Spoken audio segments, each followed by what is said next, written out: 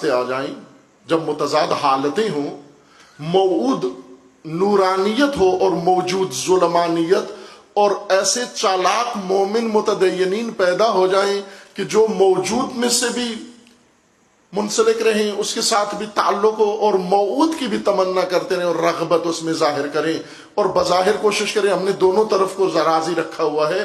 اس کی صرف ایک صورت ہے، اور اس کا عنوان قرآن نے رکھا ہے نفاق۔ منافق یہ کام کر سکتا ہے۔ متضاد راہوں میں صرف منافق جا سکتا ہے، اور وہ ہے عین نفاق ہے، مجسم نفاق ہے۔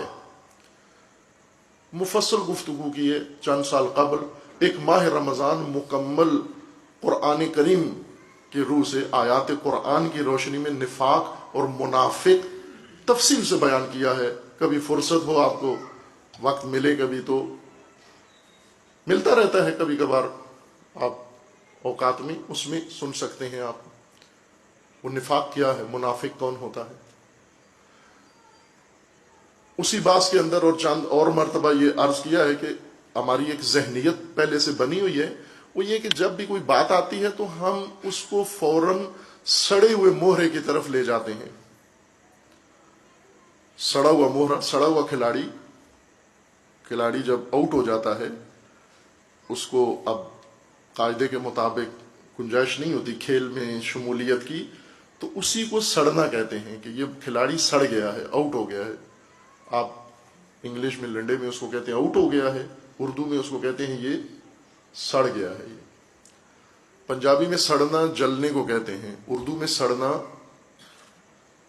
میدان سے باہر ہو جانے کو کہتے ہیں۔ مثلا ایک باری ہے، گلی ڈنڈا کھیلتے تھے، تو جب ایک کی باری ہوتی ہے، وہ لے کے ڈنڈا اور گلی ٹپکا رہا ہوتا ہے، تو وہ بسا اوقات اس کا کیچ ہو جاتا ہے۔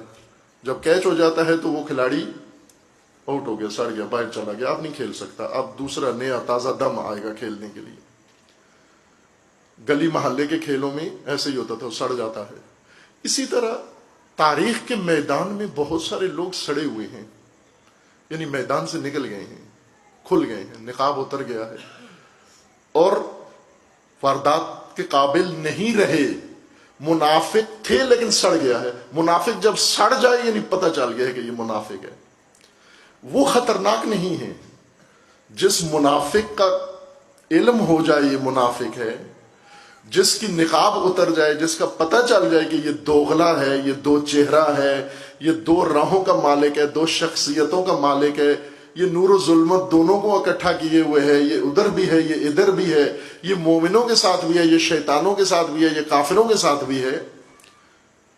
منافق اس وقت تک خطرناک ہے جب تک کھلا نہیں ہے، سڑا نہیں ہے۔ جب سڑ گیا ہے تو آپ اس کی بابت بالکل مطمئن ہو جائیں، وہ کچھ بھی نہیں کر سکتا۔ اب خطرناک منافق وہ جو ابھی منافق ہی ہے، ابھی کھلا نہیں ہے۔ کچھ منافق سڑ گئے تاریخ میں۔ مثلا جب قرآن کریم میں منافق کی بات آتی ہے، آپ تفسیریں اٹھا کے پڑھیں تو فوراً عبداللہ ابن ابی کی طرف نگاہیں چلی جاتی ہیں۔ عبداللہ ابن ابی سڑا ہوا منافق ہے، وہ خطرناک منافق اب نہیں رہا۔ یزید بنو امیہ کا یزید ابن معاویہ سڑا ہوا یزید ہے۔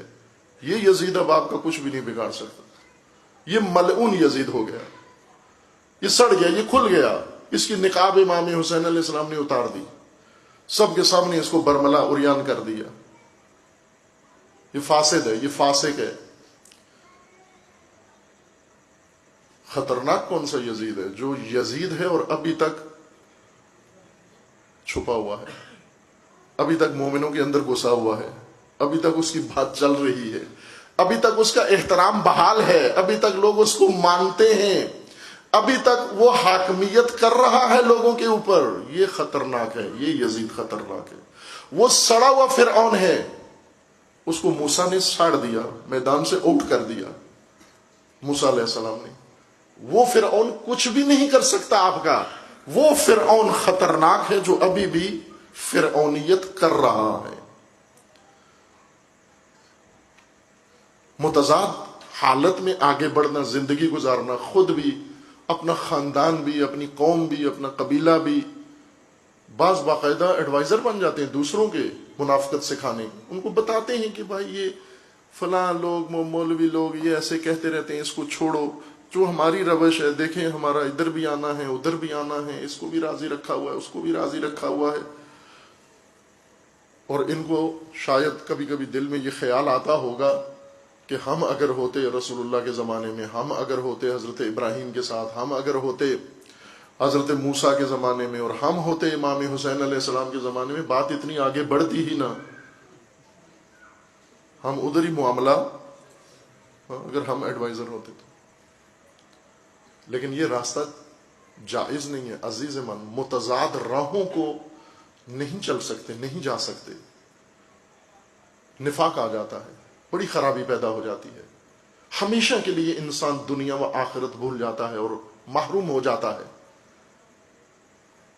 کفر و شرک سے زیادہ بدتر ہے منافقت، کیونکہ کافر ایک دن توبہ کر سکتا ہے، مشرک ایک دن شرک سے باز آ جائے گا، لیکن منافق کبھی نفاق سے دستبردار نہیں ہوگا۔ جس کے پاس ٹیکنیک آ جائے، ٹیکٹک آ جائے، جس کے پاس لوگوں کو دھوکہ دینے کی، اپنے آپ کو پنہان کرنے کی، جو اپنی خباثت کو چھپا کر لوگوں کی نگاہوں میں دھول جھونک کے پھر عزیز بنا رہے، یہ کبھی بھی توبہ نہیں کرتا، کیونکہ اس پہ کوئی دباؤ نہیں ہوتا۔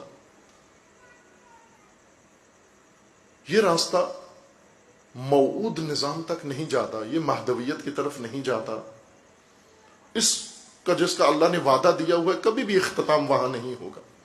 دعا مانگیں یا نہ مانگیں، نظر و نیاز کریں یا نہ کریں، موجود سے نکلنا ہے، حالت موجود سے بیزاری کا اظہار